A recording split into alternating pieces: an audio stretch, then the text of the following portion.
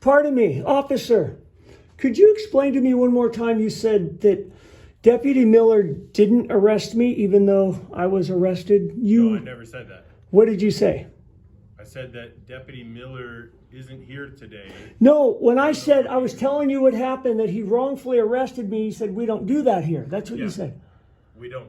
Could you expound on what you mean by that? We train people to only make proper arrests. I see. So when I was wrongfully arrested, what is that?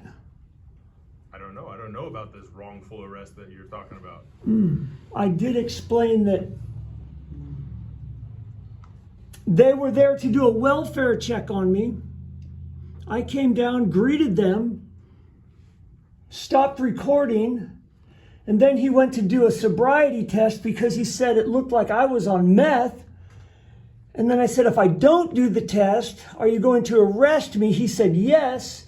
And I was arrested. Those were his exact words, arrest me. Where I said, well, he confirmed that I said arrest. And then I was arrested. And then he said, we're going to come down here and do a meth test. You told me today you don't do meth tests here, did you not? Correct. Okay. So no test, yet that's what I was coming down here for. He was in the car talking to his sergeant while I was handcuffed, listening to him, telling his sergeant he did a light test on my eyes. Never happened. Then he told me we were going to come down here and do a meth test. Never happened because I wasn't on meth. So instead they drove me to Riverside University Medical Center where I spent 20 hours. So that's a wrongful arrest, wouldn't you say? No, I disagree with you. Why not? And why do you disagree? Well, number one, you said that he never did a light test. And I don't think you're aware when he does that. You've been standing under this light for a good hour. That's a good one. That's a great insight. And so I could very easily argue. Okay. He came by my house, count them, 4 days ago. He happened to be driving by my house while I was doing something pertaining to the Bible, time, force, action, space, matter.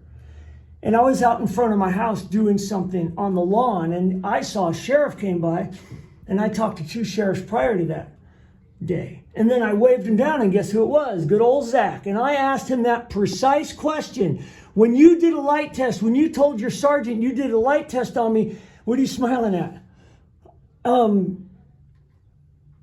I asked him, do you look at my eyes or do you use a light? He said, I use a light. So now what? There's a light above you now. No, he said he used a pen light. That's what he told me. So now what? That's the basis of your wrongful arrest? Yeah, that I was put in a cop car. Yeah, that I was taken from my home and accused of being on meth, and there was no proof I was, and then thrown in a loony bin for 20 hours. Yeah, that's a wrongful arrest. What would you call that? Treatment. For? Treatment for what? Influence of drugs? And who was on drugs? It sounds like you might have been. Is the key word. I like to deal with objective truth when I'm arrested. No. When you arrest somebody, you just have to establish probable cause. And what was the probable cause? Well, the symptoms that he observed when he looked into your eyes. And this is all subjective. You know nothing about what happened. I was there, and I've talked to him about it, even 4 days ago. But I've already told you that it would have been captured on camera, and I will review the camera. When? What more do you want? I like that idea. When?